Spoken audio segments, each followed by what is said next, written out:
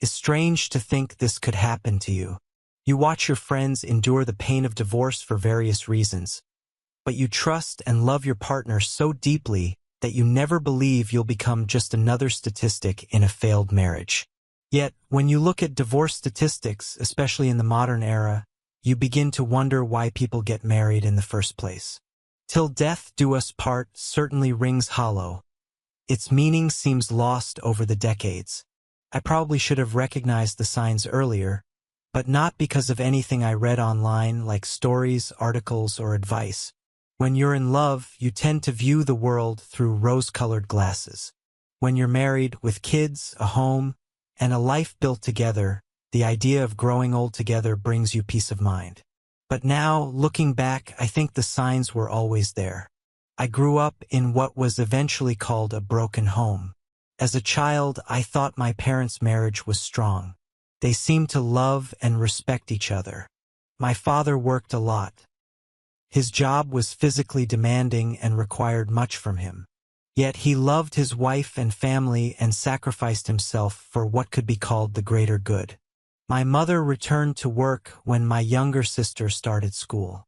As a child, I didn't fully understand what was going on, but in hindsight, there were signs that I eventually recognized.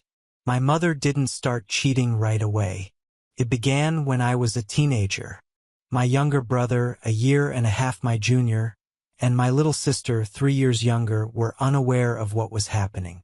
The betrayal began with late returns from work, then business trips, and an increased emphasis on personal grooming when she came home. This was before the age of smartphones, so the secrecy involved hushed phone calls and unexpected disappearances. The only reason my father discovered the affair was because it caught him by surprise. I later learned that one day, my father had finished work early, hoping to surprise my mother with an afternoon date. She had announced she would take half a day off to go to the hairdresser and do some shopping.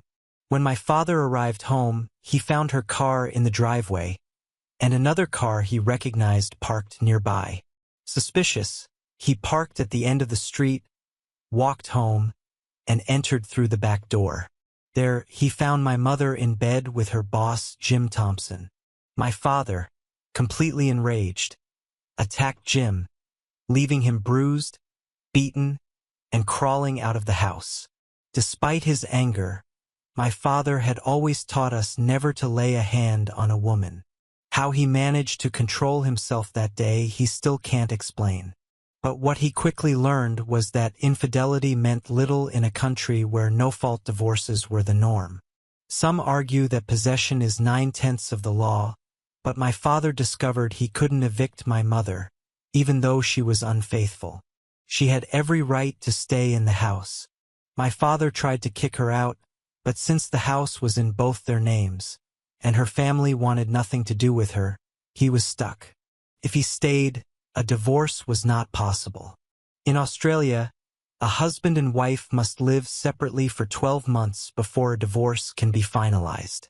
Eventually, my father gave in, not wanting to stay in the same house as his cheating wife. He found a small apartment, but it wasn't big enough for all 3 of us kids, so we were left living with our mother. I quickly realized what was happening and let my mother know my feelings. She tried to explain her reasons, but I told her I would go live with my father as soon as I could. My younger brother and sister weren't informed about the affair and simply wondered why our father had left. I tried to explain without going into too much detail. The only good thing my mom did that year was allowing us to maintain contact with our dad. He was a broken man during those first couple of months. He tried his best to put on a happy face for us kids, but even we could see that his smile was forced. Being the eldest, he sat me down one night after my siblings had gone to bed and admitted that we were the only reason he was staying strong. He told me he would fight for custody and try to secure a new home, though it felt like a pipe dream at the time. Men were rarely granted custody back then, and after 12 months of separation, they were required to appear in court to sort out custody and other issues. Since I was old enough to speak in court, I firmly stated that I wanted to live with my father. However, my younger brother and sister were considered too young to make such decisions, though the judge would take their wishes into account. In the end, custody of all three of us was granted to my mother. The only silver lining for my father was that, in Australia, child support isn't customary. There is spousal support, but it isn't always awarded. Since our mother was already earning well, my father only had to pay minimal financial contributions. Unlike in the United States, child support in Australia is reasonable for the parent no longer living in the family home. This meant my father wouldn't be left destitute by child support payments. The next 4 years were difficult. I already despised my mother, and she knew it. Every man she tried to introduce as her new partner was met with my unfiltered disdain. I would tell them directly that my mother was a cheating woman who had forced her husband to leave the family home. On more than one occasion, my words left her in tears. By the time I was 16, we barely spoke. I avoided the house as much as possible, whether it was for school, working part-time, or simply finding an excuse to be elsewhere. In the meantime, my father slowly got his life back on track after the divorce. Eventually, he met a wonderful woman named Naomi, who had also gone through a divorce. I wholeheartedly supported their relationship, and she quickly came to love the three of us as if we were her own. Naomi had a daughter of her own, and we treated her like a sister. Despite all the heartache, I was glad my father had found love again, even though he was hesitant to marry a second time. Naomi seemed to understand this and was happy to move in together without rushing into marriage. Eventually, they rented a house and built a loving and stable relationship. As soon as I turned 18 and graduated from high school, I moved in with my father. Leaving my younger siblings behind was the only reason I stayed with my mother until then. By that point, my relationship with her had become unbearable. The last words I said to her before I left were, admittedly, incredibly cruel. An explosion of all the pent-up anger I had held inside since my father was forced out of the home simply because he refused to remain married to a cheating wife. Despite the broken relationship between us, she still cried as I packed my things. On the day I left, I hugged my brother and sister tightly, assuring them I would always be there for them and wouldn't forget about them. Then I turned and gave my mother one final glare before walking out the door. My experience with my mother left me cautious in my relationships with women. I had read countless articles about infidelity and knew, without a doubt, that monogamy was essential to me. I expected the same level of commitment from any partner. I had a few girlfriends during high school, but after I started working and earning money, I began dating with the hope of finding a woman worthy of my love and trust. I met Kylie when I was 21. She had recently graduated from university, and I was working as an engineer while taking evening courses to advance into management. Although I enjoyed working with my hands, I hoped to climb the professional ladder. We met at a corporate event where I was representing an engineering company, and she was working part-time as a sales representative for a vendor. We hit it off immediately, and by the end of the day, I had her number saved in my phone, along with a promise to call her. Hot date, Mark? My roommate teased when he saw me smiling later that evening.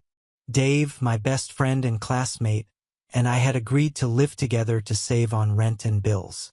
Something like that, I replied with a grin. Is this the girl you met at the conference? I just waited a couple of days to call her, so I wouldn't seem too eager, I said. But trust me, she was really excited to hear from me when I finally called. She wants to meet up soon. After freshening up and applying a bit of aftershave, I headed out to meet her. While I wasn't rolling in money, I had a decent job and lived comfortably. We agreed to meet at a city bar for drinks.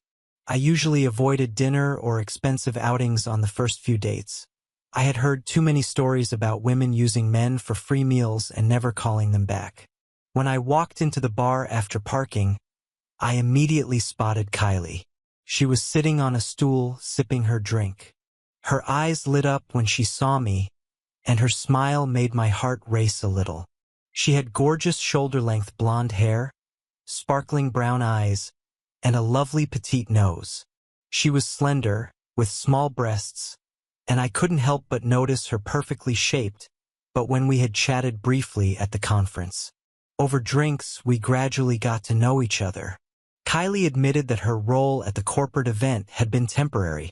They mainly hired me for my looks, she confessed with a laugh. It's flattering, but it made me feel like a piece of meat. I had so many married men hit on me. It was disgusting. I nodded, understanding her frustration. Given my mother's history of infidelity, I shared her disdain for cheating. To satisfy my curiosity, I had looked up statistics about extramarital affairs. The sheer number of men and women who admitted to cheating shocked me. What surprised me even more was discovering that Australia was known as a nation of cheaters. "But you're a perfect gentleman," Kylie said, smiling as she took my hand. "You didn't try to inspect my breasts or heels," Kylie said with a playful smirk. "You looked me in the eyes the entire time and remained completely professional, well, at least until you asked for my number. You were the only real person there. I hope you're free," she added. I placed my hand over my heart and raised my other hand in mock solemnity. "I swear, I'm single. Ask any of my friends." She smiled and squeezed my hand. "Good, because I have a good feeling about you. I've been fooled before." We agreed not to rush things. For the first few weeks, we met for coffee or drinks, taking our time to get to know each other. It wasn't until the end of our third date, after a night of drinks, that we shared our first kiss. By then, she already knew about my parents' marriage. She hugged me tightly, and for some reason, it made me feel better. When we kissed, I just knew it was right. Meeting her gaze, I had the feeling she was thinking the same thing. Drinks turned into dinner dates, and within a week, she was already spending time at the apartment I shared with Dave. Dave, my roommate and close friend, spent most of his time with his girlfriend, so he was often away. A month later, Kylie confessed her love for me. I responded in kind, and our relationship developed rapidly after that. Once she found a permanent job, we began discussing serious topics like moving in together, buying a house, marriage, and having children. By that point, even though my father's experience was always in the back of my mind, Kylie had completely won my heart, and that was all that mattered. She was a joy to be around, and she often told me she wanted nothing more than to be a wife and mother. Before we got married, we decided to buy a house together. Fortunately, this was before the housing boom that swept Australia, especially Sydney. However, Kylie's lack of steady work and her bad credit history, which she had been upfront about, made it impossible for her to co-finance the mortgage.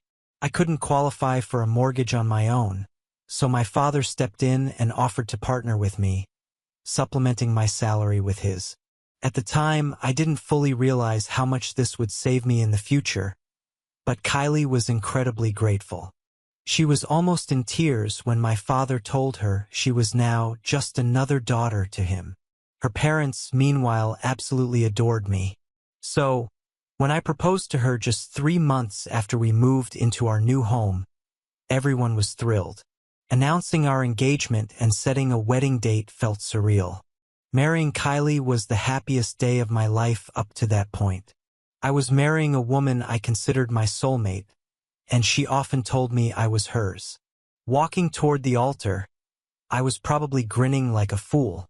Kylie started giggling as I took her hand, and we were both overjoyed to finally commit ourselves to each other. It wasn't a church wedding. The ceremony took place in a beautiful park, with a marquee set up nearby for the reception. Our honeymoon was a dream. A week on a Pacific island filled with sun, sea, sand, and endless intimacy.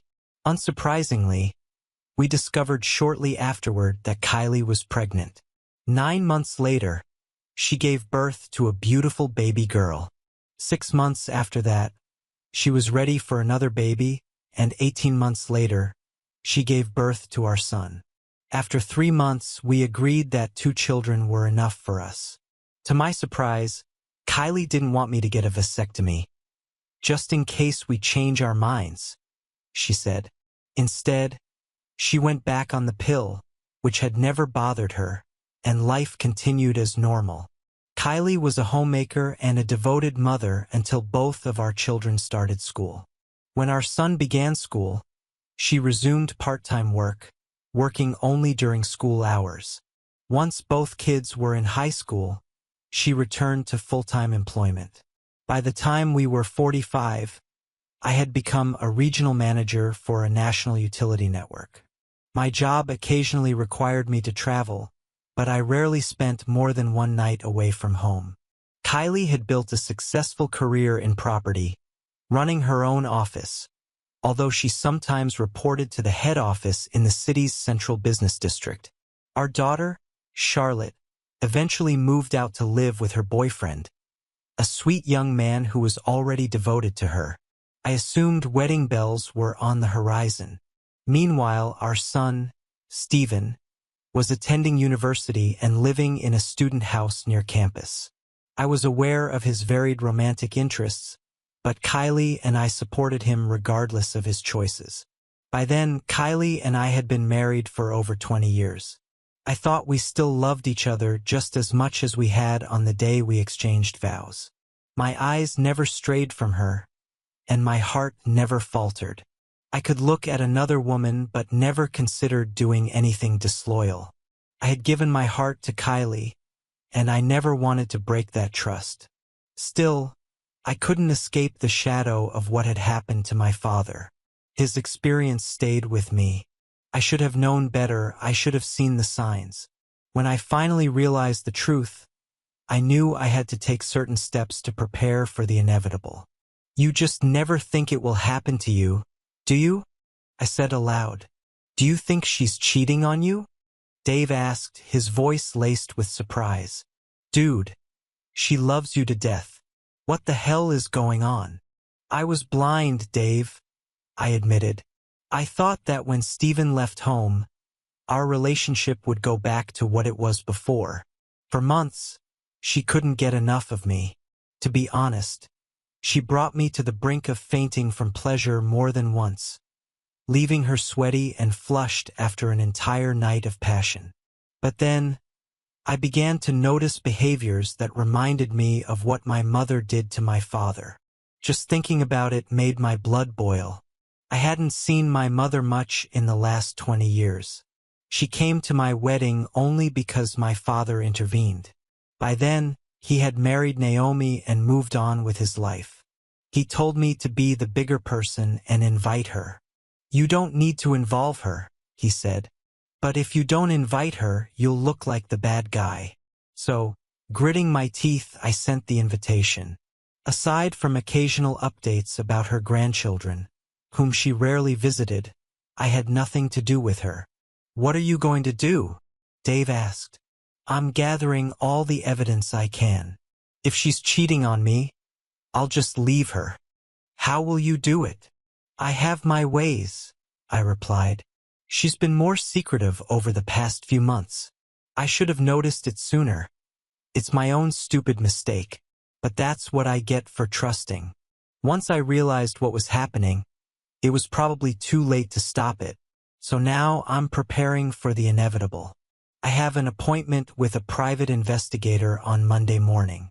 I don't need pictures or videos, just enough evidence to confirm what's going on and to help my case. It's a pity, I added, that infidelity doesn't matter in divorce cases here. But a man can still protect himself if he's smart and takes precautions in advance. Thankfully, at least she waited until the kids were grown up before cheating. There are 1 or 2 things she forgot about in her lies that might actually work in my favor. Dave patted my shoulder. I'm sorry, buddy. I really am. I'm sorry, too. The thing is, until I get confirmation, I can't stop loving her. Maybe it's just my suspicions. Maybe I'm just a jealous jerk. But the signs are there, Dave. I was blind until I finally opened my eyes. The next morning, I went to see my father. Naomi greeted me as usual, her warm smile always inviting. "Can I sit with you while you talk to him?" she asked. I nodded. My father saw the look on my face, and even though it was only 10 a.m., he placed a bottle of beer in front of me. "Take your time," he said. "Start when you're ready." I smiled as he took Naomi's hand. They still loved each other as much as they had on their wedding day. Though their relationship started as a partnership, it didn't take long before my father wanted her to be his wife. Watching them, I couldn't help but feel a pang of longing for what Kylie and I used to have. "I think Kylie is cheating on me," I finally said. Naomi gasped. My father muttered, "Damn, again?" "I'm hiring a private investigator on Monday," I explained.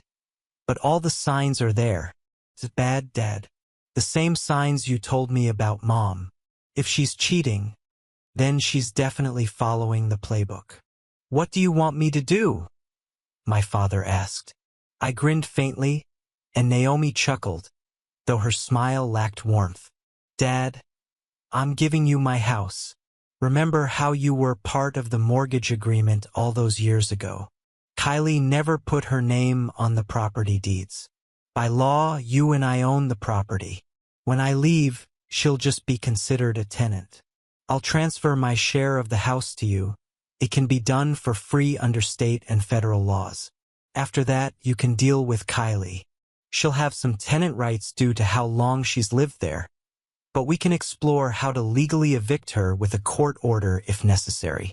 "You've really thought this through, haven't you?" Naomi asked. "Kylie and I discussed monogamy and fidelity before we got married," I said.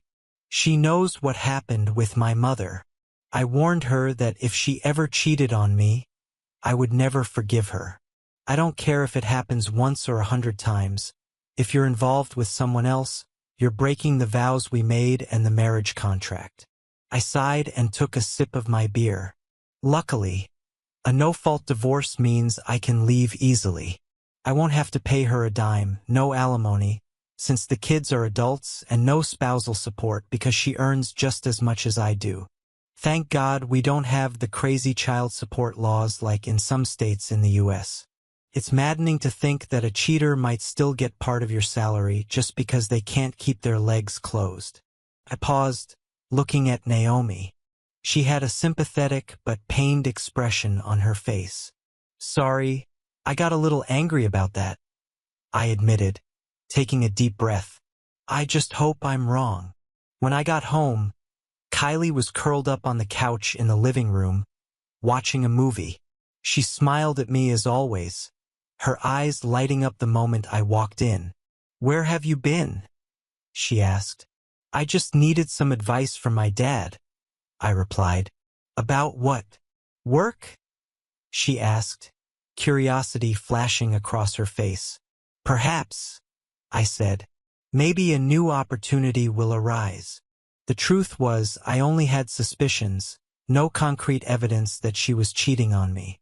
If there was someone else, it wasn't someone she saw every day. I knew that the day she started doing spontaneous girls' nights out would be the straw that broke the camel's back. But that hadn't happened yet.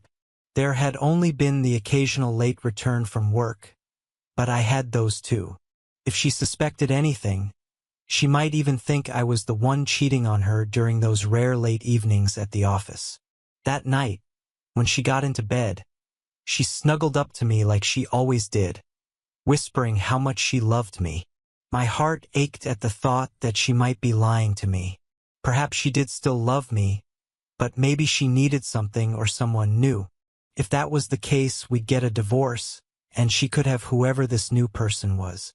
I'd read fictional stories about wives who, for one reason or another, turned to promiscuity, being with multiple men.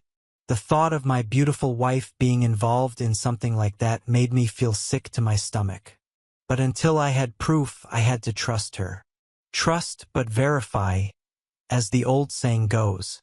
So when I whispered back that I loved her, I still meant it.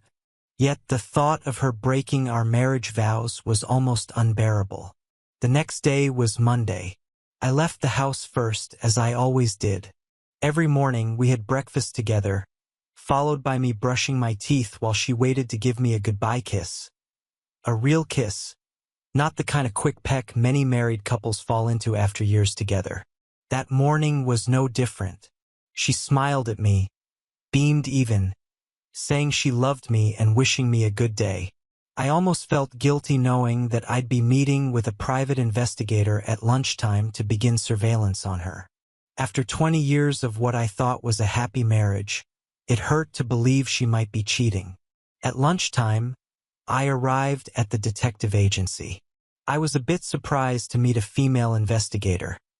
I had expected an ex-cop with a grudge against women, dressed in a trench coat and fedora. Clearly, I'd watched too many old movies. She noticed my surprise and smiled, explaining the process, the services they offered, and how much it would cost. "Will she notice if the money is transferred?" I asked. "No," I replied. "We have separate accounts. The joint account is just for bills and household expenses." "What makes you think she's cheating?" she asked. I explained my suspicions, recounting what I'd seen my mother do and how my father had discovered her affair. Then I described Kylie's recent behavior. "How is your intimacy life?" she finally asked. "Have you noticed any changes?" "Yes," I admitted. "They're subtle, but they're there. You know the term red flags?" She nodded and I chuckled.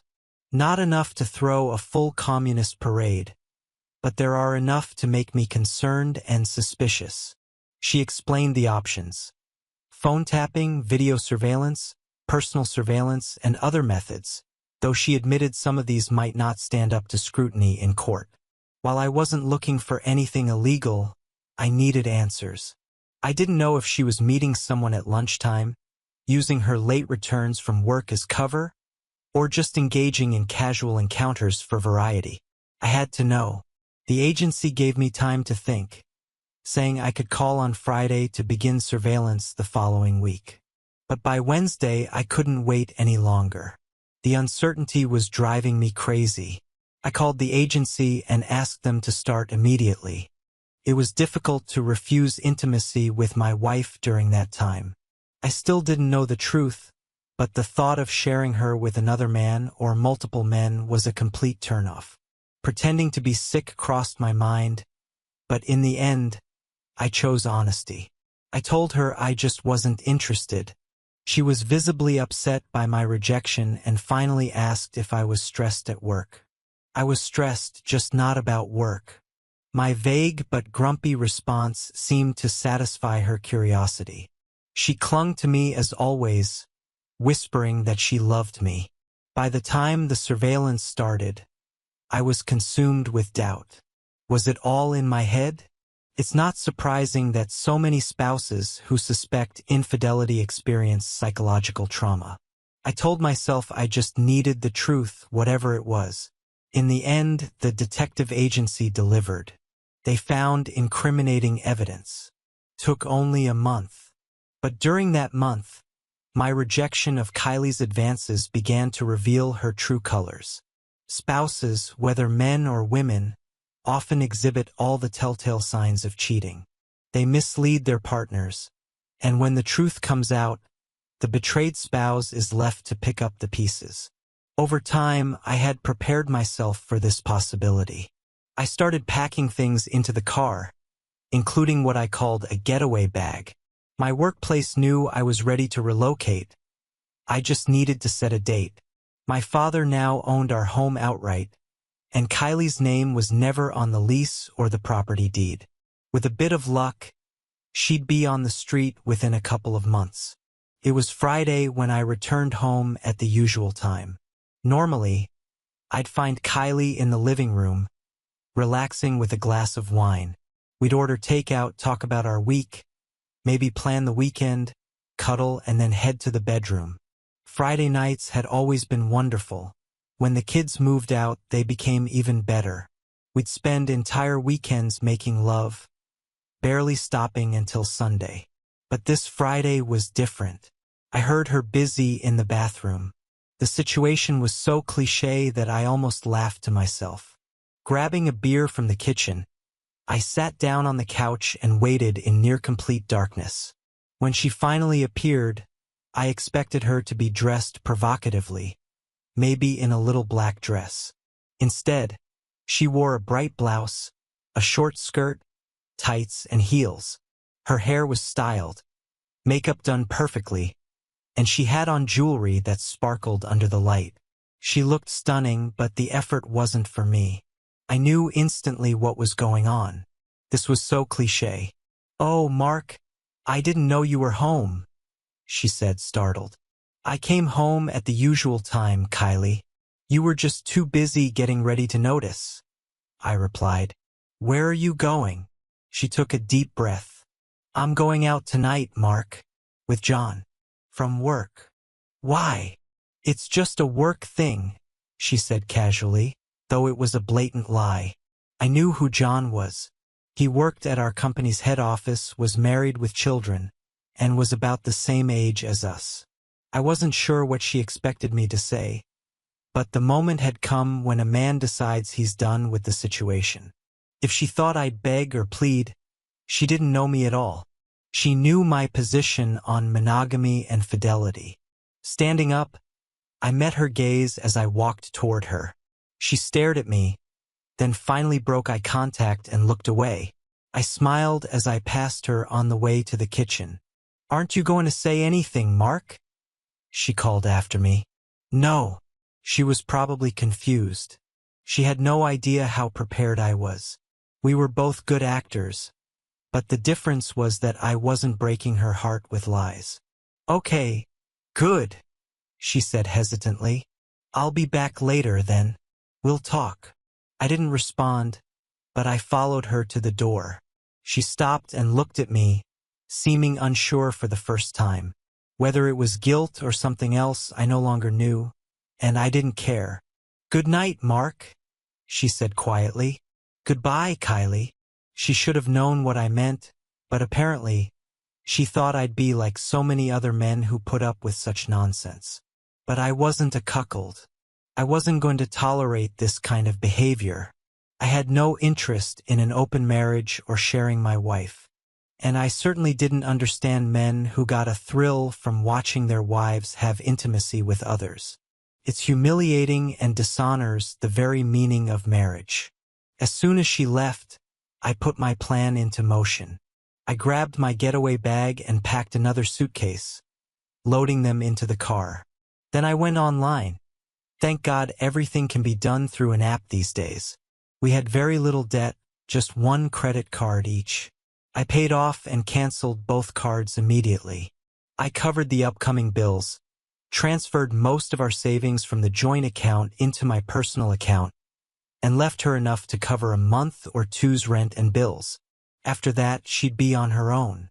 Possession is 9/10 of the law. She didn't own the house, and I'd be long gone by the time she realized the savings were gone too. Walking through the house one last time, I couldn't help but sigh.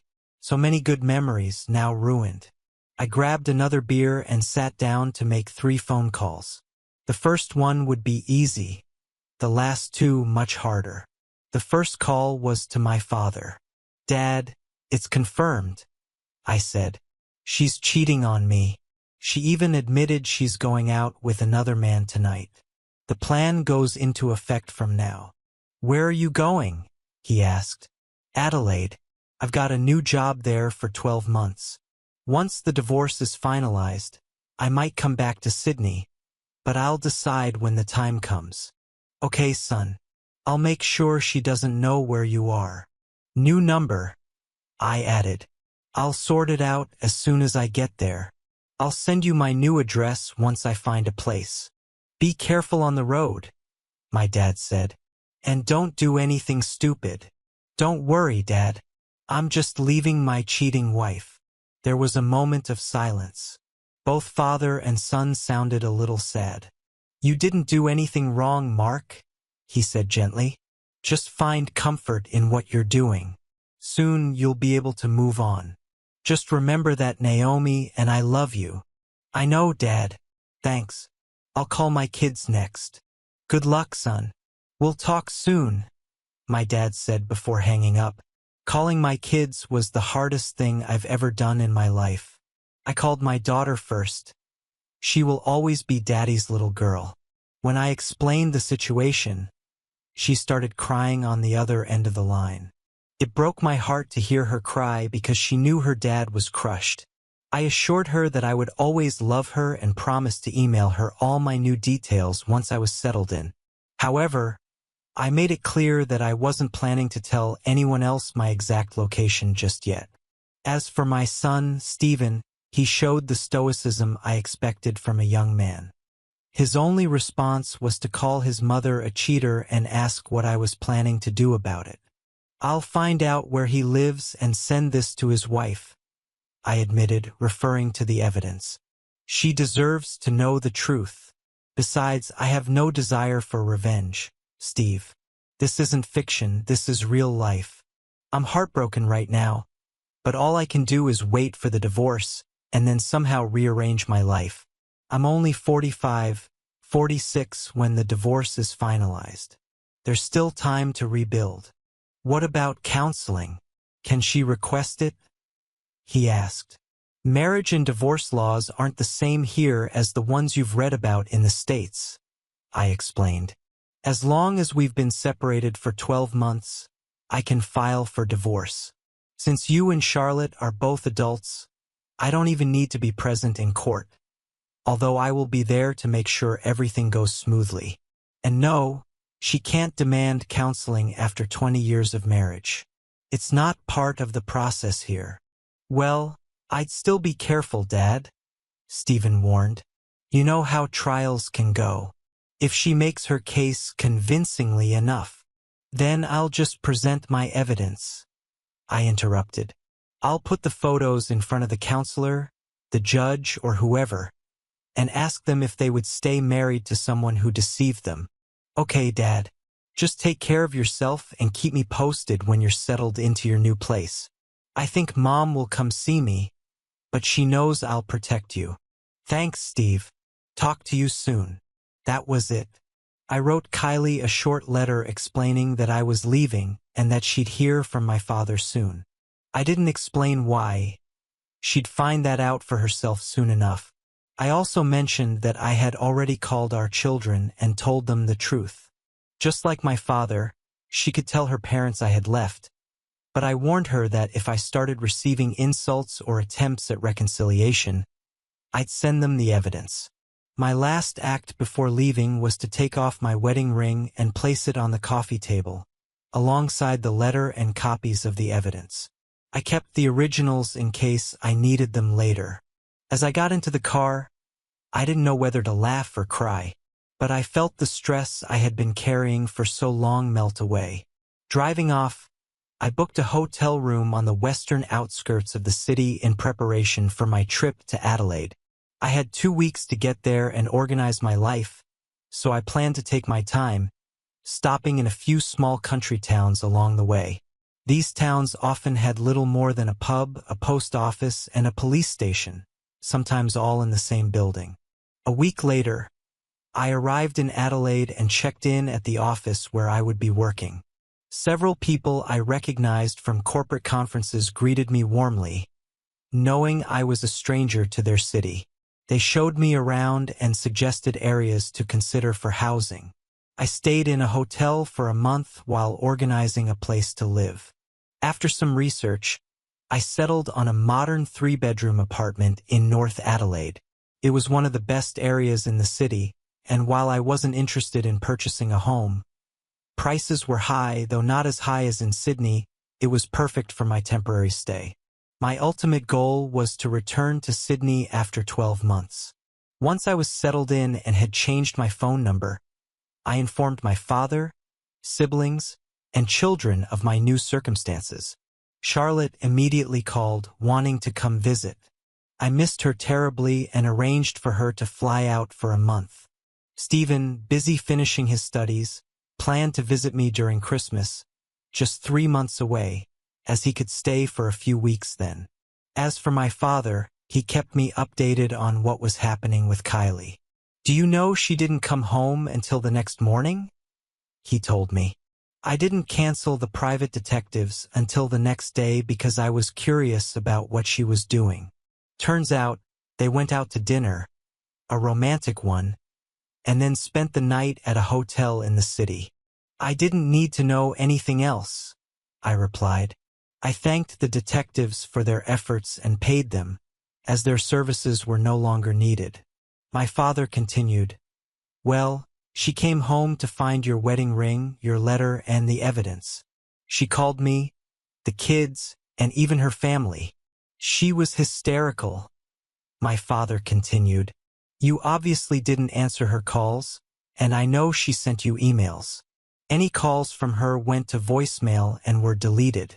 I marked her emails as spam. Well, that was just the beginning of her problems, he added. I showed up at the house a week later and presented the lease we had signed. Then I showed her the papers you had given me. Her face went pale when she realized everything was completely legal. I gave her 3 months to find suitable housing, and I made it clear that if she doesn't leave by then, I'll call the police to have her evicted. She's still living there, but I know she's looking for a new place. Did she ask about me? I asked. Of course she did, he replied. She asked about your family, your children, your friends, and even your place of work. The guilt is eating her alive because she knows she ruined 20 years of marriage. Did she explain why to anyone? Not really. Of course, she apologizes, but it's the same nonsense I heard from your mother back in the day. She's not sorry for cheating. She's sorry for getting caught. Cheaters live in a fantasy world where they convince themselves they didn't do anything wrong.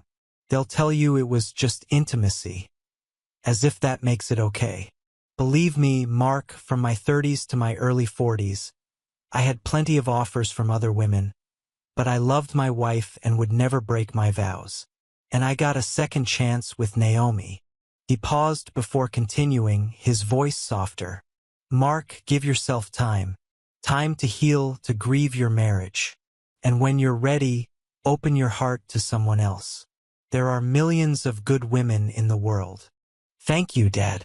I love you. Love you too, son. Take care of yourself. I immersed myself in work and tried to distract myself from everything that had happened. I began traveling around South Australia, visiting various shops and suppliers, while using my weekends to explore the region, especially the Barossa Valley. My divorce made me a tougher negotiator.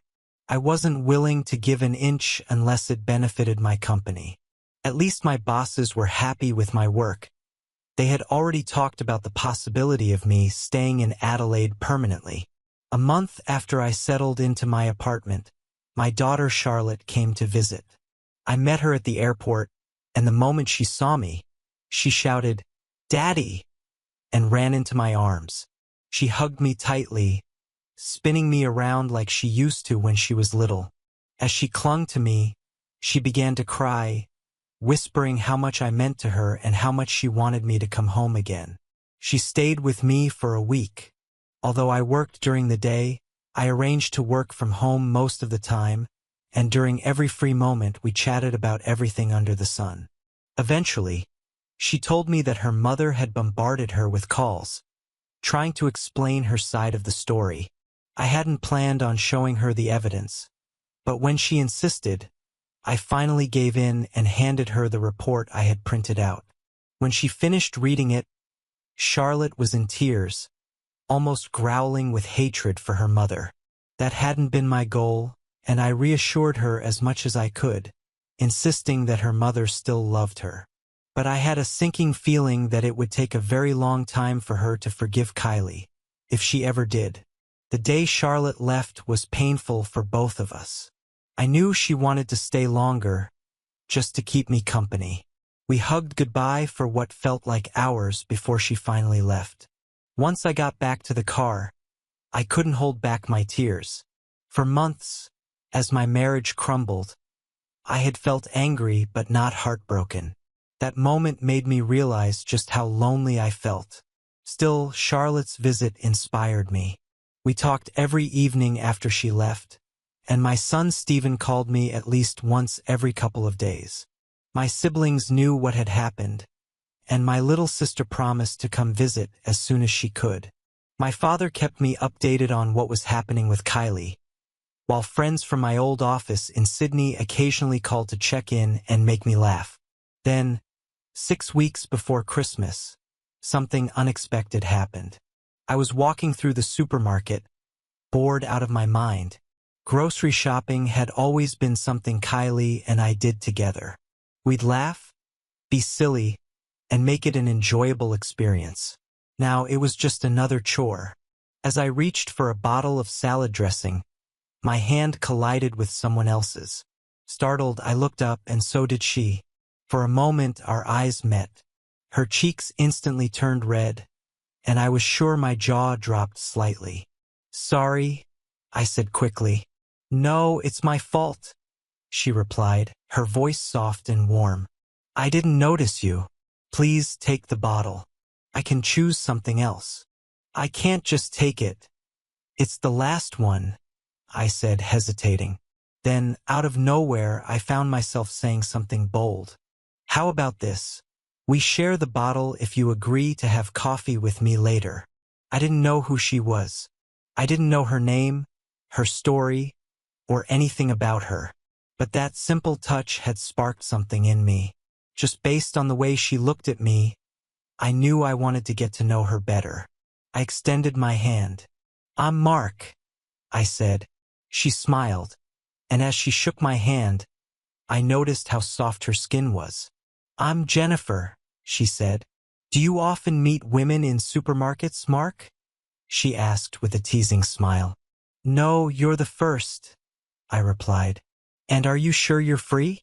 If not, I'll cancel my invitation. But if you are, I hope you'll say yes."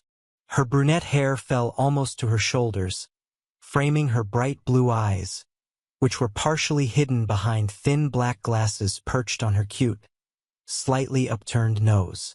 Her lips were full but natural, giving her a face of classical beauty. I couldn't guess her exact age, but I estimated she was about 6 inches shorter than me. I wanted to admire her figure but restrained myself, focusing instead on the warmth of her smile. From the way she looked at me, it seemed she liked what she saw, too. "I'd like to have some coffee," she said. "Why don't you give me your number?" I quickly gave her my number, and she sent me a message immediately. "I'll finish shopping in about half an hour, then I'll need to get everything home. But I can meet you in a couple of hours if you want." "Are you local?" I asked. "Yes," she replied. "I live nearby. What about you?" "Same here. I hate traveling far just to shop. Tell me where you'd like to meet, and I'll meet you there," she said. As she pushed her cart forward, she placed her hand lightly on my forearm and smiled. "See you soon, Mark." I hadn't been on a coffee date in over 20 years. I rushed through the rest of my shopping, using self-checkout to speed things up. Once I got home, I threw everything into the refrigerator or cabinets, then jumped in the shower. After changing, I sent Jennifer a message asking if she liked the nearby coffee shop I had grown accustomed to since moving to the area. She responded a few minutes later, admitting she frequented the same coffee shop and wondered if we had seen each other there before. I was nervous as I waited for her to arrive. I had gone on dates with my wife throughout our marriage, but this was my first real date in over 2 decades. When Jennifer walked in, I was stunned. She had changed into a beautiful, sunny dress that emphasized her feminine figure. The bright floral pattern only accentuated her graceful form. Her bust was noticeable but elegant, and her legs were as striking as the rest of her. Standing to greet her, I kissed her on the cheek and was surprised when she hugged me briefly. After ordering her drink, we sat down and started to get to know each other. She admitted that she admired my confidence for asking her out in the middle of a busy supermarket. "But when you touched my hand, Mark," she added softly. I felt something. So it wasn't just me? I asked. She blushed and nodded. No. I've read about things like that, but I always thought it was just fantasy. She held out her hand to me and I took it. We smiled at each other as I held her hand in mine. I felt it again, she whispered. I felt it too, I replied. We didn't delve too deeply into personal stories during our first date. I learned her name, that she was available, and that she had once been married. Her left hand still bore the faint mark of where a ring used to sit. She told me she was a kindergarten teacher, had no children of her own, and lived alone in a small apartment nearby. She had several close friends, her parents lived in the city, and she had a younger sister. She also revealed that she was 35 years old. Oh, I said. I'm 45. I don't care how old you are, Mark, she replied, her voice kind. I care about what kind of person you are. Encouraged by her words, I admitted that I was separated from my wife. Noticing the nervous look that flashed across her face, I sighed and asked if she wanted another drink. I wasn't planning to tell her everything right away, but I wanted her to know she could ask if she needed to. She smiled. No, Mark, I'll trust you for now. I can see you're suffering. Is it that noticeable? I asked. I saw the same look in the mirror when he broke my heart, she said softly. It gets easier over time, but at first it's day by day. Then weeks and months go by, and eventually, the person who broke your heart ceases to matter. She smiled again. Maybe you'll meet the right person who can start to heal that heart. It happens to some people sooner, to others later, but it happens. My father said the same thing, I replied. Your father is a wise man, she said. After finishing our second drink, we walked outside toward her car. There was that awkward moment of not knowing whether to hug, kiss, or simply say goodbye. When I hugged her, part of me didn't want to let go. It felt surreal, meeting someone I liked so quickly after everything that had happened. Call me this week, Mark, she said. I'd like to talk to you again. What about tonight? I asked, half joking but hopeful. She laughed, a sound that made my heart skip. You can call me whenever you want. That night I called her, and from then on I called her every night. I didn't want to interfere with her workweek as a teacher, but I asked if she'd like to go out to dinner on Friday. When she said she'd be glad to, I literally danced around my apartment after hanging up. I hadn't felt such joy in a very long time. At the conference on Thursday, more than one person commented on my unusually cheerful mood. Everyone at the office knew about my divorce, so they immediately assumed I'd met someone new when they noticed my unusually cheerful mood. I didn't try to smooth things over and admitted that I had enjoyed a coffee date and was planning to have dinner with the same lady next Friday. I added, I'm not interested in casual dating. I date one woman at a time. If it doesn't work out, I'll move on and try again with someone else. For the date, I chose a restaurant with rave reviews online. I'd never been there before, but it was described as a casual place with excellent food. Despite the casual atmosphere, I dressed up, wearing slacks instead of jeans, a long-sleeve button-down shirt, leather shoes, and a touch of cologne. I left a bit of stubble for a relaxed but polished look. When I arrived, I was pleasantly surprised to see Jennifer already waiting at the bar. She looked stunning. Wow, she whispered as we pulled away from each other after our greeting. If you greet me like that on the second date, I can't imagine how it would be at the end of the first. The waiter came over and showed us to our table, a cozy semicircular booth where we could sit close to each other. After ordering drinks, we started chatting about our week. It was impossible not to notice the passion in her voice when she talked about teaching. When she admitted she wanted children of her own someday, I began to talk about mine. We were so engaged in conversation that it was almost annoying when the waiter interrupted to take our order. We agreed to split an appetizer and dessert, but each ordered our own main course. The conversation flowed effortlessly. I was fascinated by her face, her voice, and her mannerisms. I caught myself looking at her more than once, and every time she noticed, she blushed, which only made her more endearing. The food was excellent, and the service was perfect, attentive without being intrusive.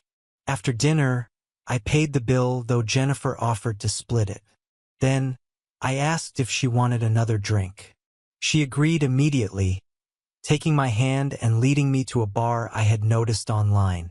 The bar was quiet, with a man playing soft piano music in the background. We found another booth, and while Jennifer enjoyed a cocktail, I had a bourbon with a mixer. "What happened, Mark?" she finally asked. I took a deep breath and told her everything. How Kylie and I met, our life together, our children, and our careers. Then, I explained what had happened with my parents, their divorce, and my strained relationship with my mother. I shared how I eventually realized Kylie was doing the same things my mother had done, and how I left and prepared for separation weeks before confronting her. "I'm still married, Jennifer," I admitted, "but we're separated. I moved here to ensure the divorce would go through. I'm not sure if you think what I'm doing is cheating. I won't be offended if you do. But my marriage is over, it exists only on paper. I will return to Sydney to finalize the divorce." "What if you meet someone here?" she asked. "Then I'll discuss my options with them," I replied honestly. "My kids are in Sydney, and it's hard being so far away from them." I paused, turning away as the emotions caught up with me. "I really miss them every day." Jennifer reached out and gently placed her finger on my cheek, turning my face back to hers. Then, she kissed me. I felt a wave of relief as she hugged me and rested her head on my shoulder. "My ex-husband was a scoundrel, Mark," she began softly. "He won me over when I was 19 and he was 25. The age difference didn't bother me, but my parents warned me about him. I didn't listen, I was in love. I didn't see the red flags at first, but they started appearing within a couple of months. I was surprised that he even allowed me to work, but that was all he allowed me to do. Gradually, he isolated me from my family and friends. I'd teach during the day and then come home to be his maid and his available girlfriend." She paused, and my stomach sank, sensing this was only the beginning of her story. I gently stroked her side as she pressed herself closer to me. "I'm guessing it got worse," I said quietly. She nodded. "He started spanking me for every offense, real or imaginary. If I objected, it meant I didn't respect him. If I dressed too provocatively or came home late, it meant I was cheating. If I spent money on something I wanted, it meant I was financially irresponsible. He never had a kind word for me. He was just a sea of absolute negativity. I can't imagine wanting to say anything bad about you, Jennifer," I said softly. "I knew I had to get away," she continued. "He was crazy, and I knew that one day he'd either hit me so hard I'd end up in the hospital, or worse. I called my father, crying into the phone and begging him to save me.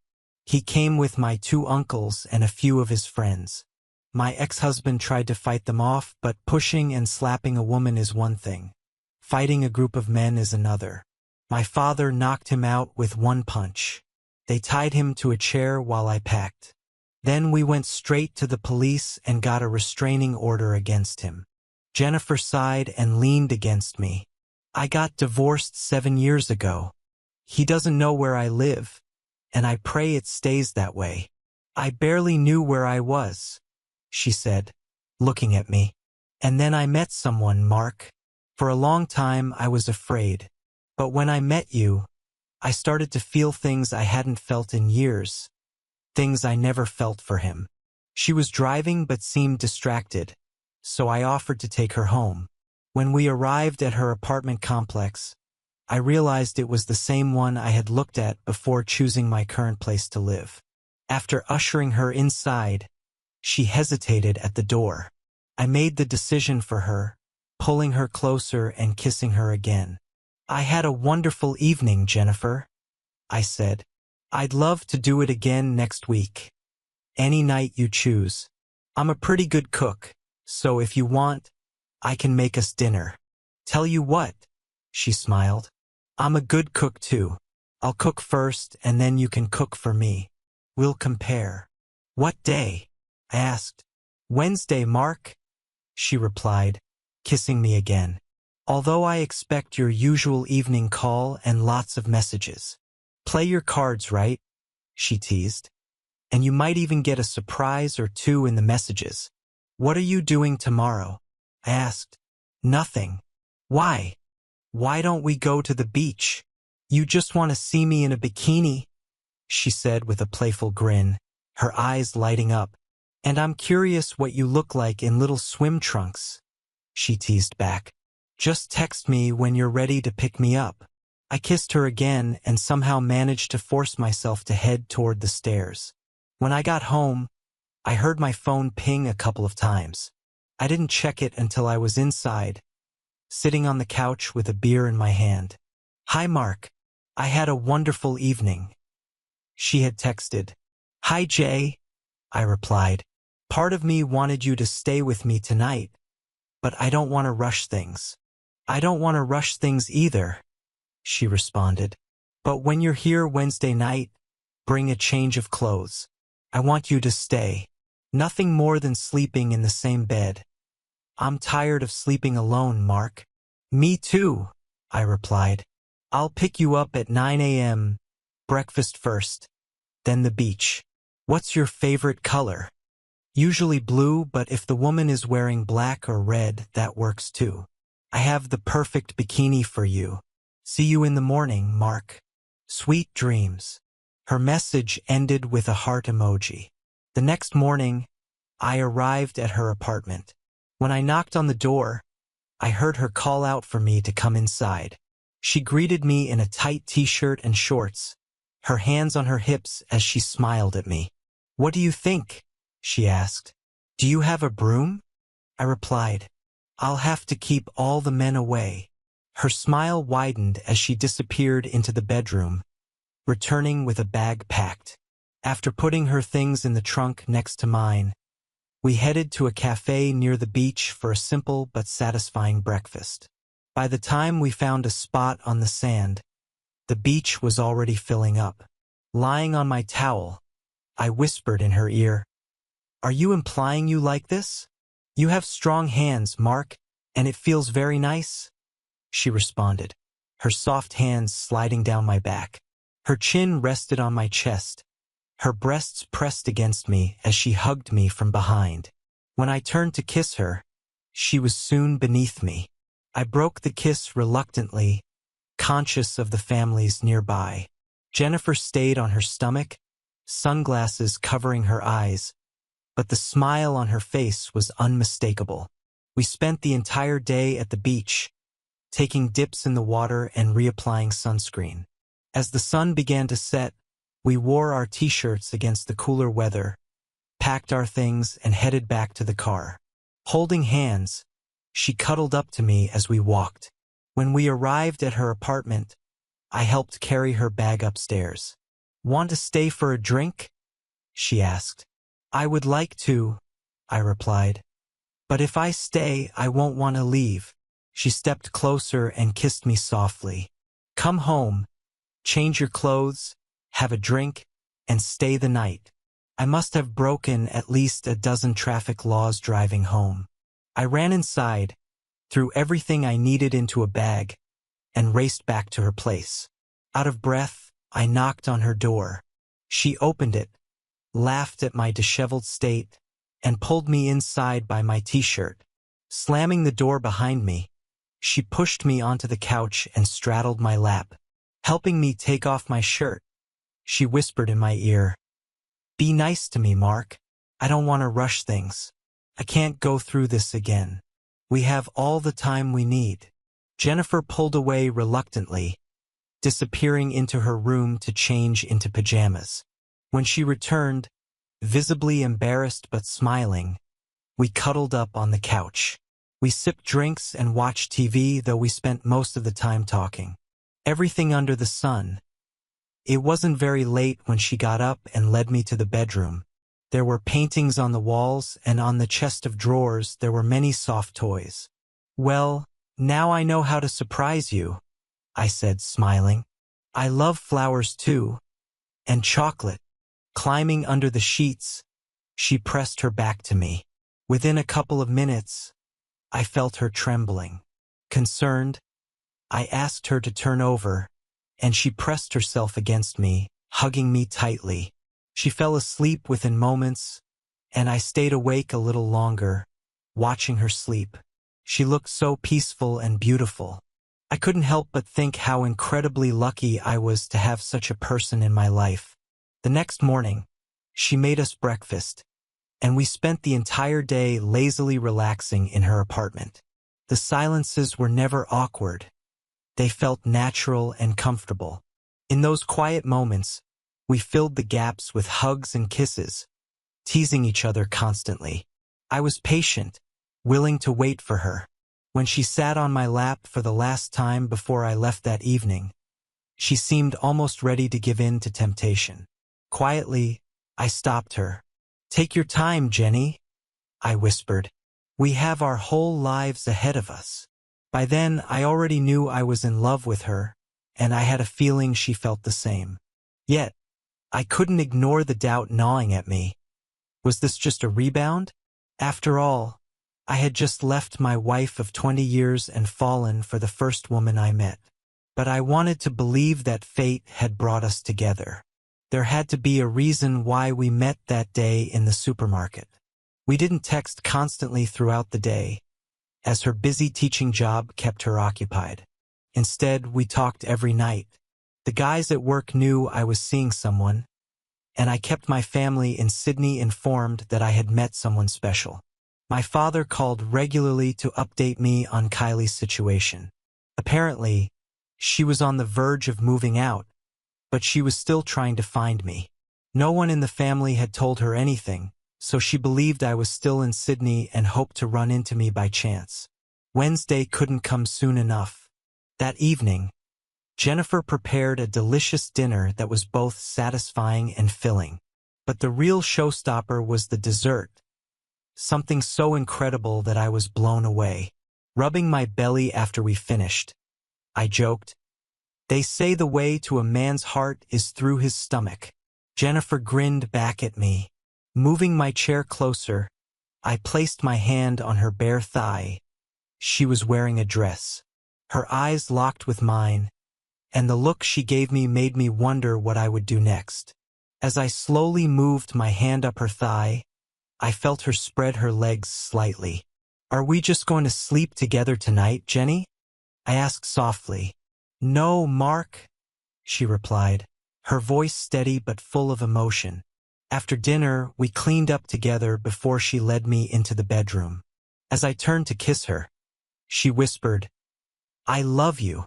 I couldn't help but smile. "I love you too," I whispered back. "Isn't it too early?" she asked. "There's no such thing as too soon, Jenny. If that's how we feel about each other, then that's how it is." I felt it on our first coffee date. I knew then that I had met the woman I wanted to spend the rest of my life with. Taking my hand, she kissed me again. "And if you want to be closer to your kids, I'll come with you." "Are you sure? This is a big decision." "There's nothing keeping me here, Mark. My parents are in good health, and my sister is happily married. I won't rush into a decision right now, but my heart tells me to go with you. I'd like to meet your children. They'll be here for Christmas," I said, smiling. "Then we can all celebrate Christmas with your family." That evening, she visited my apartment for the first time. She called it a bit bachelor, but clean and tidy nonetheless. She understood why I kept it simple. It was only a temporary place. After I cooked her dinner, Hearing the satisfied noises she made the night before reassured me that I'd made an impression with my cooking skills. Jennifer, I don't remember the last time I felt so much love, I said earnestly. I'm not saying this just because my marriage broke down or because Kylie broke my heart. Maybe we were just coasting along all these years. Maybe it's because this is new, or maybe it's because I'm older and have more life experience. But I absolutely love you, Jennifer Morris. And one day soon, I want you to be Jennifer Williams. She whispered back, I love you too, Mark. Life was bliss over the next few weeks. We didn't spend a single night apart. Admittedly, we spent more time at her apartment than mine. It was simply a more pleasant place to stay. She spoke to my dad on the phone several times, and I kept my kids in the loop. They wanted to wait to meet her in person before talking to her. A week before Christmas, I called my son to check in. I asked about his mother and what she was up to. I told him I wouldn't be home for Christmas. From what he told me, I think she realized I wasn't in Sydney anymore. I had spoken to my daughter, Charlotte, once since leaving, and after that conversation, I almost stopped contacting her mother entirely. I talked to your sister last night, she said.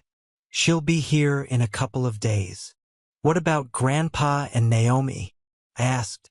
I'll meet them when I get back to Sydney, I replied. Jenny will probably come with me. We'll just have to find her a job and a house close by so she doesn't have to travel as much. Are you sure you don't want to stay here, Dad? Eli Lilly and I have talked about it, and we're both considering moving here to be closer to you. I know your sister is thinking about it too. Jennifer, who had been listening quietly, gave my hand a reassuring squeeze. Are you sure, Steve? She asked. You'd be leaving all your friends and family behind. You're more important, Dad, Charlotte said. Trust me, when Loy comes over in a couple of days, she'll talk about it. Her husband is for it too. He hates living in Sydney these days. I looked at Jennifer, unable to hide my surprise. I still have to go back to finalize the divorce, I said. Don't make any hasty decisions, Steve. I won't, she replied. But my decision to leave your mother was well thought out. Oh, I totally get that, Dad. As much as I care. Screw her. She's still trying to convince people that she didn't do anything wrong and that it's your fault for leaving. The day my daughter arrived, Jennifer went with me to the airport to meet her. Charlotte brought her husband, Tom, but as soon as she saw me, she dropped her things and ran into my arms. It was just like the old days when I would pick her up from school and she'd be so happy to see me. She cried for a few minutes, and when I introduced her to Jennifer, they both burst into tears. Tom and I looked at each other and shrugged helplessly. The next day, my son surprised me by knocking on my apartment door. Dad, he exclaimed before we embraced. The idiot caught me well, I said, choking up as we both wiped our cheeks. I took him inside to introduce him to Jennifer. Well, at least he looks just like you, she remarked with a smile. I understood what she meant, though I had already done a DNA test years ago. Kylie hadn't cheated on me early in our relationship, but I had needed that reassurance at the time. On Christmas morning, Jennifer woke up in my arms. A knock on the door interrupted the moment. Stop fooling around, Daddy, my daughter called from the other side. Jennifer hugged me tighter, clearly embarrassed, while I couldn't stop laughing. I'm making breakfast, Charlotte said. And then we need to go to Jennifer's parents. We'll be out in a minute, honey, I replied. As she walked away, I heard her add softly, I'm glad you're happy, and with the one you love, Daddy. Thank you. Later that morning, I took all 5 of us to Jennifer's parents' house.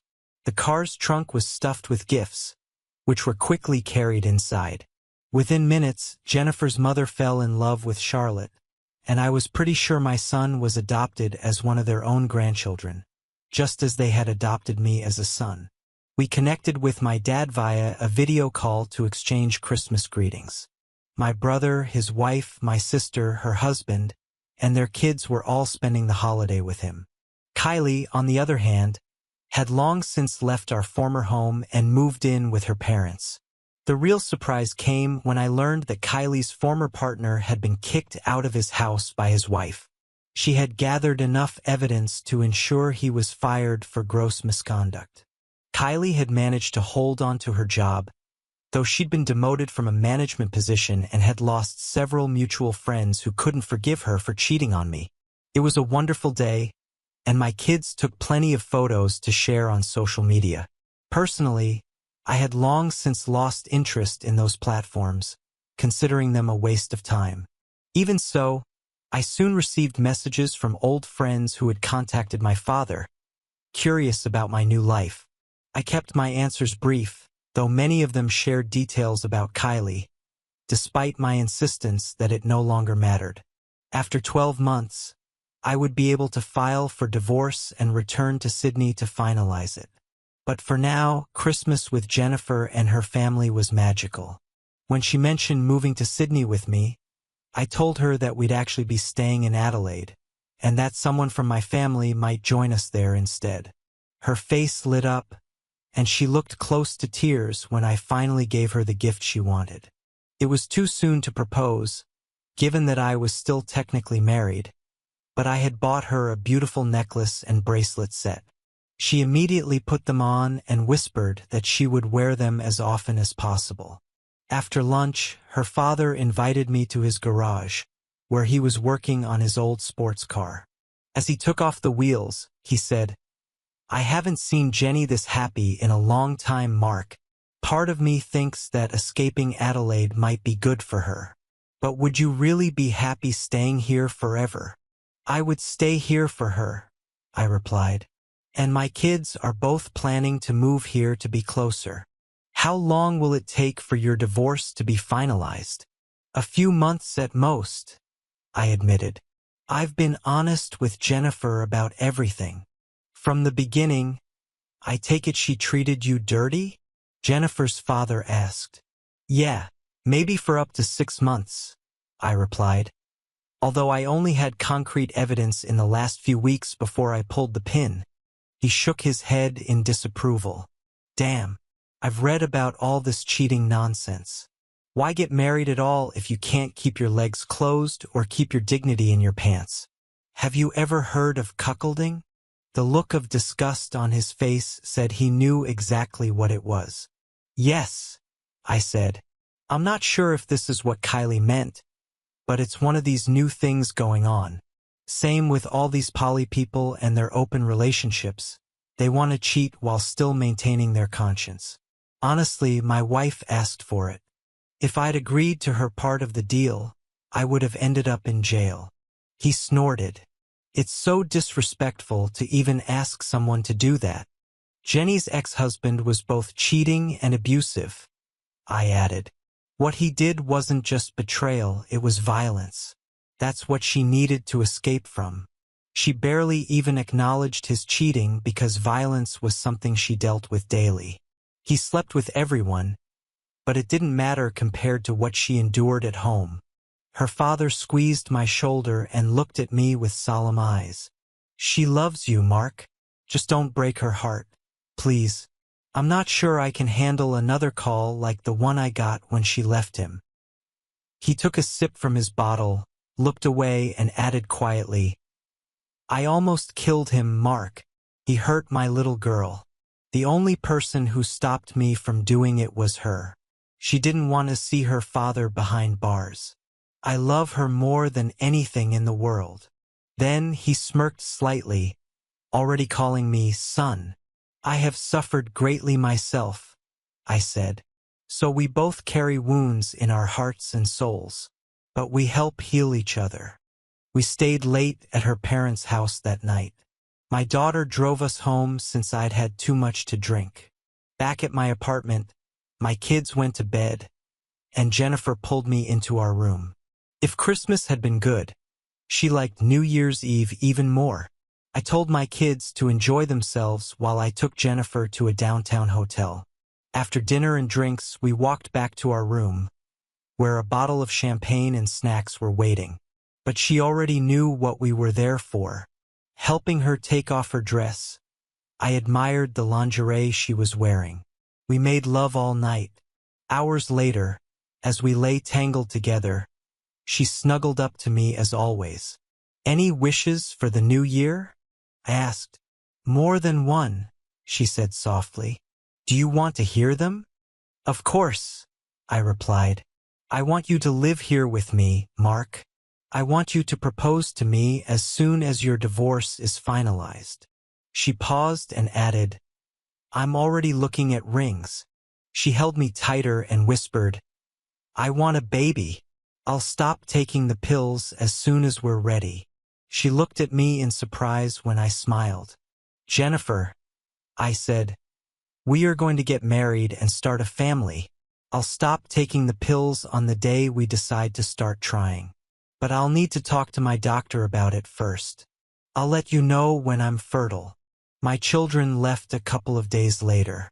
I hated seeing them go, but after I explained that I would probably stay in Adelaide and encouraged them to consider joining me, they promised to look at their options. I called my father to tell him the same. He advised me to make the best choices for myself but assured me that he was happy where he was with Naomi. He promised to visit me when he could. The next few months were blissful. I eventually quit my job and moved in with Jennifer. It wasn't a fairy tale. This was real life, but I couldn't remember ever being happier. We were a real team in everything that concerned our lives. She knew the specter of my divorce still lingered in the background and weighed on my mind occasionally. We both had trust issues, but we promised to always talk openly about any problems, and neither of us gave the other any reason to doubt. Our intimacy was incredible, and we never stopped dating each other. We did almost everything together, and I just couldn't get enough of her. Simply being in her presence made me happier. She inspired me to be a better man, a perfect man in her eyes. Jennifer, in turn, showed me so much love that I had already bought an engagement ring by the time I was ready to return to Sydney. When the time came to fly back, she was more nervous than I was. She knew there were still potential obstacles ahead of us. My father met us at the airport with my siblings and children.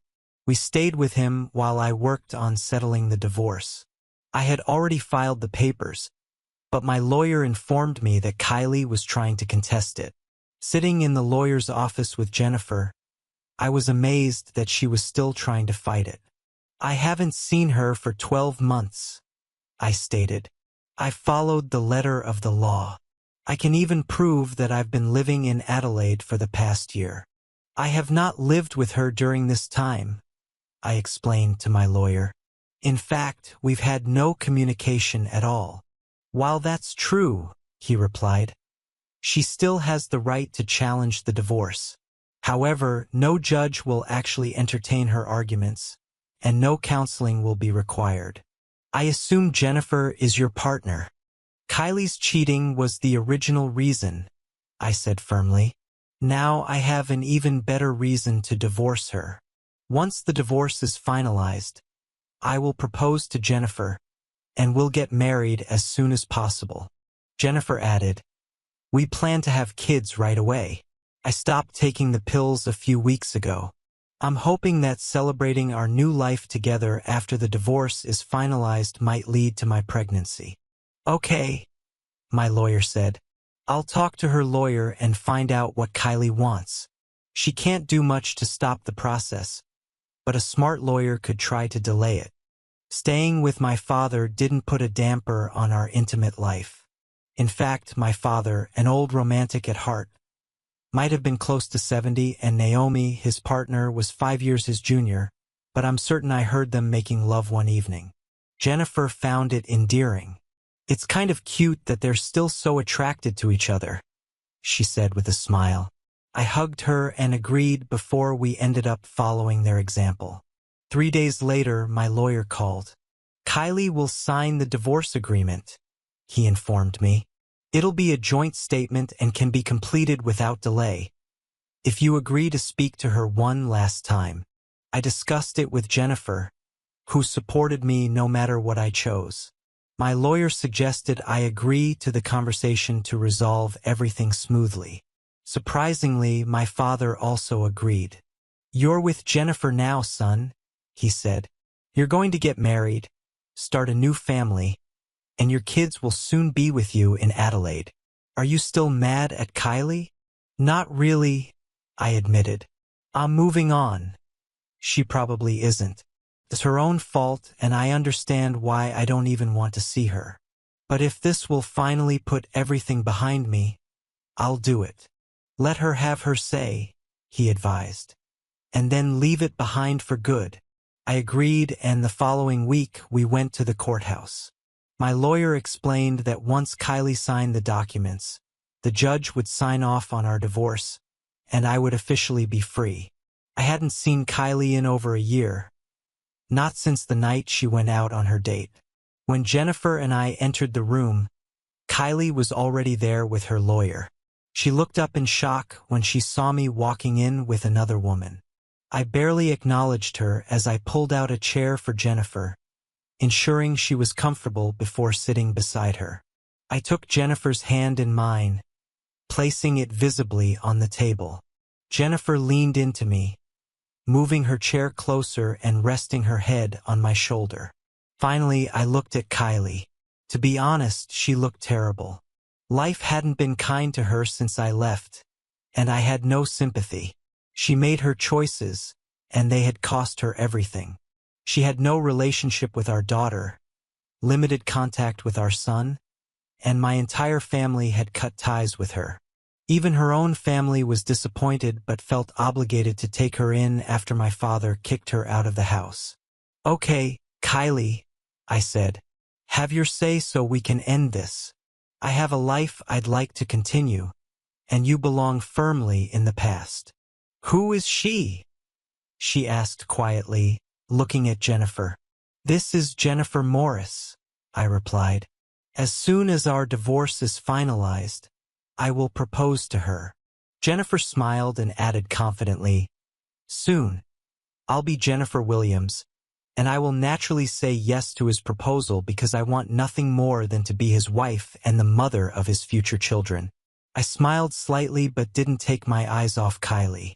Once she says yes, we'll organize a simple wedding ceremony. With any luck, by the time we get married, she'll also be carrying our child. The pain in Kylie's eyes was evident. I knew my words hurt, but I also knew the truth needed to be said. You've moved on quickly, she stated. It wasn't me who cheated, Kylie. It was you, I replied. I remember leaving you with evidence. You never even tried to explain. You went out that night and you didn't say a word. You didn't fight for me. I didn't think I needed to, she said defensively. I didn't have to fight for you either, I said coldly, because I was your damn husband. In the end, you weren't worth fighting for. You cheated on me, Kylie. You showed your true colors after 20 years of marriage. Remember all those conversations we had about monogamy and infidelity? I warned you. I told you that if you ever turned out to be like my mother, I'd leave without hesitation. And you made my decision easy. Her lawyer cleared his throat, trying to interrupt. I turned to him with a fierce look. If you don't like what I'm saying, that's too bad. She wanted to talk, so now I have the right to speak as well. I made a mistake, Kylie stammered. No, I corrected her sharply. Betrayal is not a mistake. Cheating is a series of conscious decisions you made. Don't call it a mistake. It wasn't just intimate. Here it comes, I added mockingly, cutting her off before she could justify her actions. A friend, right? That's what so many people use to rationalize their choices. Sorry, but most people associate intimacy with love. And considering you were my wife, I should have been the one you were intimate with, not some creature you work with. I leaned forward, my voice calm but piercing. We discussed this before our wedding, Kylie. I warned you what would happen if you ever cheated on me. The thing is, you forgot that my mother cheated on my father. As soon as I realized what you were doing, I stopped being blind to it and started collecting evidence. If you hadn't been caught that night, would you still have left? She asked weakly. Yes, I replied without hesitation. I would have left anyway. Maybe not the same way. But what you did that night was so disrespectful. You deserved everything that happened afterward. You took all our money? Consider that compensation for 20 wasted years. I paused, shaking my head. No, that's not entirely fair or true. You gave me our 2 children, so it wasn't completely wasted. And for the record, I made sure they were mine. Her face twisted in anger. I never cheated on you back then, she said. No, I shot back. But you became an easy girl later. You sold our house.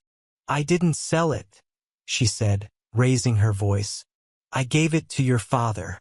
It's still in his name and he's renting it out. He already told me he plans to sell it and give me most of the money so I can buy another house where I live now. You didn't even give me a chance, Mark. Because you didn't deserve it, Kylie. Where do you live now? She asked. It's none of your business, I said coldly. I don't want you knowing anything about my life. The day I left you, you stopped being important to me. Our children are grown, and they can choose who they want to be with on special occasions, whether birthdays or holidays. She fell silent, knowing there was nothing she could say to change my mind.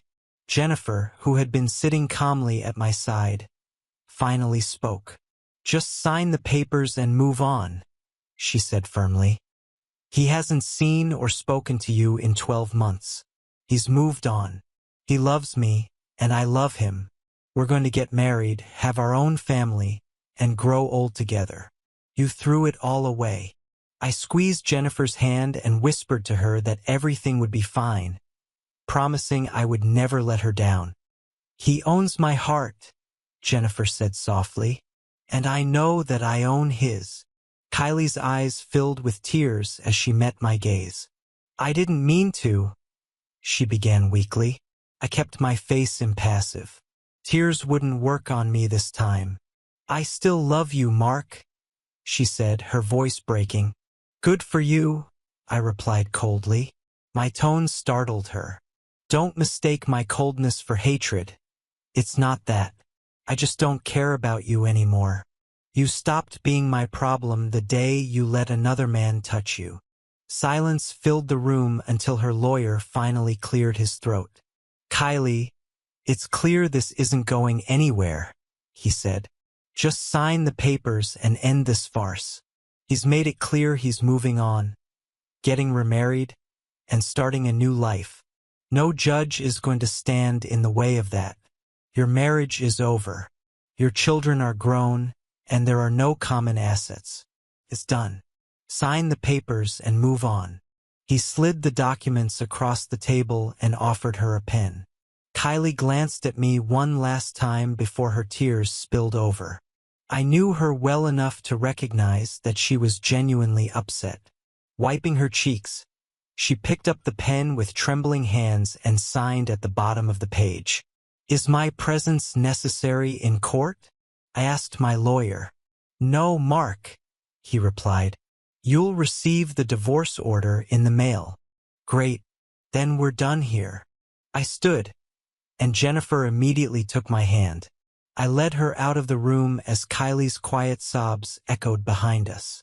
I'm sorry, Mark, Kylie said through her tears. I will always love you. I appreciated the apology, even though it meant nothing to me now. It was too little, too late. As for her declaration of love, I didn't doubt she still had feelings for me, but I didn't care. The woman I loved was walking out of the courthouse beside me, holding my hand. In just over a month, she would become my bride. Outside, my dad, Naomi, Steve, and Charlotte were waiting for us at a nearby coffee shop. With a quick gesture, I signaled for them to follow us to the nearest pub. I needed a drink. After buying a round, we sat at a table, and I recounted the conversation with Kylie. They listened intently, nodding in agreement. Steve smiled and admitted, "I'd probably have said more than you did, Mark. Gotten everything I wanted to say off my chest." "How did she look?" Charlotte asked. "Like crap," I replied bluntly. "She definitely looked older than her age." Jennifer leaned close and whispered in my ear, "Definitely an upgrade." "Did she sign the papers?" Steve asked. I nodded, raising my glass. We clinked our glasses and drank our beer as the conversation continued. "I went through the same with your mother," Steve said. "I'm sure everything Kylie told you was just the same old excuses." "Was she trying to blame me?" I asked. "Yeah, the old 'it was just intimate' line," Steve replied. "What the hell is with these women who claim it was just intimate?" Charlotte wondered aloud, almost to herself. "I married my husband, and I wouldn't dream of cheating on him just for intimacy. If I want intimacy, I'll go to my husband and make sure he satisfies me when I'm feeling that way." She stopped mid-sentence, her face turning red as she realized she had just said that in front of her father and grandfather. We all exchanged glances and then burst out laughing. "Well said, girl, well said," my father exclaimed. "Words to live by. Every time I feel that way, your grandfather doesn't stand a chance." Naomi chimed in with a mischievous grin. "And if he needs a little chemical help, he knows there are other ways to keep me happy." "Naomi!" Charlotte exclaimed, horrified. "This is my grandfather." "He's not dead, and neither am I," Naomi retorted with a laugh. "I'm 65 years old and still quite capable of good intimacy." "Your grandfather met me at the right time," she added. "He was still a flirt and I was, well, let's just say I was almost constantly in the mood. But we made a promise to each other to treat one another well. We both experienced failed marriages because of cheating. I'm just glad it's almost over," I admitted. "I don't like being just another divorce statistic, but as I said in that room, cheating is unforgivable. Honestly, those who choose to stay with a cheater and try to make it work, they may have my respect, but I know it's not for me. If my children were 10 years younger, maybe I would have felt trapped. But I'm thankful for my father's support. He always had my back." We stayed in Sydney for a couple more days, talking with my family about their future plans. Charlotte and Tom immediately agreed to move to Adelaide. Stephen was still evaluating his options but said he'd likely join us soon. To my surprise, my sister also suggested she might come with us. Over dinner, when she arrived alone, I learned her marriage was also over. "You can stay with us until you figure things out," Jennifer offered. "Any family is welcome. You're my family now, and my family is yours too." "I'm selling the house here," I added. "We'll make a good amount from it. House prices in Adelaide are much more reasonable, so we'll be able to buy a bigger property, one with plenty of rooms to fill with little people." Jennifer smiled, taking my hand and placing it on her stomach. "Soon, I'll be carrying our first child." "How many children do you want, Mark?" she asked with a glimmer in her eye. "As many as you want, Jenny," I said without hesitation. "I love being a dad." A month later, I received the divorce order officially dissolving my marriage to Kylie Daniels. Since she didn't keep my family name, I never heard from her again. Through the grapevine, I learned that she left Sydney 6 months after the divorce was finalized. Stephen, who was the only one still speaking to her at the time, said she headed north to Queensland to start over. After that, I stopped asking and Stephen stopped updating me. I didn't care anymore. 2 days after receiving the divorce order, I proposed to Jennifer on the beach in front of our families. She was so overwhelmed that she could barely speak and simply nodded as I slipped the engagement ring onto her finger. 6 months later, we were married on the same beach, just a few hundred meters from our new home. As she walked toward me in her wedding dress, her face radiant with happiness, her father led her down the aisle to me. We couldn't stop smiling. Turning to face our guests, I began, "Dearly beloved, we are gathered here today. Today, Jennifer and I have been married for almost 20 years, and we are as happy as the day we met. I'm a year away from retirement, and life couldn't be better. Every first, our first date, our first love, our first home, all led to the wonderful life we share now." 6 months after returning to Adelaide from Sydney, my daughter and son joined us. Charlotte is still happily married to Tom, and they've given us 3 wonderful grandchildren. My son married a wonderful man, and together they've adopted 2 children. They make an amazing family. My father and Naomi moved to Adelaide a year after my divorce. My father lived with us for nearly 10 years before passing away peacefully in his sleep. Naomi was heartbroken, and we insisted she come live with us. At first, she resisted, but when she realized our house was big enough to accommodate her, she relented. We even built her a granny flat so she could still enjoy her independence. My sister also moved to Adelaide shortly after her husband left her. Taking her children with her, she started over. Like me, she was a victim of betrayal. Her husband didn't contest anything, and she gained full custody of their kids. After staying with us for a few months, she eventually married one of my colleagues, a kind and caring man who made her happy again. Jennifer and I had good friends, and my brother stayed in Sydney, being the only one who maintained contact with our mother. When I was 60, I learned that she had passed away. Having had no relationship with her for nearly 40 years, it was difficult for me to feel any grief upon hearing of her death. Jennifer, however, suggested that we attend her funeral. "It's not about her," she said gently. "It's about getting closure." So we flew to Sydney as a family to pay our respects. To my surprise, I learned that my mother had remarried and adopted her husband's children as her own. Her adopted children weren't shocked to discover our existence, but were surprised that she had been completely estranged from 2 of her 3 biological children. We could have explained why we broke ties with her, but the funeral was not the right time.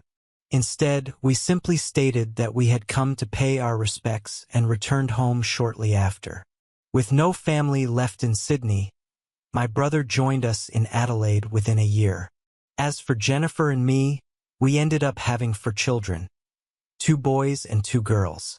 My older daughter and son, from my first marriage, were thrilled to have siblings and were always happy to help look after them. They especially loved babysitting when Jennifer and I went out for date nights. Our marriage remained strong and full of love. We always communicated openly, never went to bed angry, and kept our intimate life as vibrant as it was the first time we slept together. Looking back on my life and my divorce from Kylie, I know there are people who might have preferred that I go scorched earth on my ex-wife. But what would have been the point? Leaving without a word actually hurt her a lot more than any revenge could have. The year of silence before the divorce was finalized spoke volumes. She knew my beliefs about fidelity and understood that she had irreparably broken the contract. For those who believe in reconciliation, I cannot agree with that path either. If your spouse cheats and you find the strength to forgive them, it may be admirable, but the trust has been irreparably damaged. Can it ever be fully restored? I don't believe so. Suspicion and resentment will linger, and divorce will likely follow anyway. Instead, I chose a different path, one that avoided vengeance but also allowed no room for reconciliation. I simply left and focused on moving forward with my life. I found Jennifer, my true soulmate. To this day, I believe that meeting her in the supermarket was fate. While I'm not a religious man, I know there are old-world religions that talk about gods of fate, and in moments like these, I can't help but believe. Are you ready, Mark? Jennifer's voice interrupted my thoughts. I turned around and saw my wife standing in the doorway, looking absolutely stunning in a red ball gown. What made me smile was when she lifted the front of her dress, showing me that she wasn't wearing panties. "It's yours tonight, lover," she whispered with a playful grin. "What about now?" I asked, unable to resist. She stepped closer and leaned down to kiss me. "I see the old magic is still there," she murmured, her lips brushing mine. "Have you heard from the children?" I asked. "They're either on their way or about to leave," she replied, smiling. "And the younger ones?" "Everything will be fine without us here for the evening, until they burn the place down," she teased. "Then I guess we have a little time to fool around," I said, wrapping my arms around her as she pressed herself against me. She smiled mischievously. "I love you, husband. I love you, wife. Many more years of happiness to come," she whispered. "I hope so." "Well," she said with a grin, "maybe we have a few minutes to make love before we have to leave. I'll let the kids know we'll be a little late. They'll understand why." "Damn it," I muttered as she started making those distinctive noises I could never resist. "We're just going to be late." After all these years, she still had the same effect on me. And despite everything, I was glad to know that this old man still had it. What do you think of this story? Thank you for being with us, and we'll see you again soon.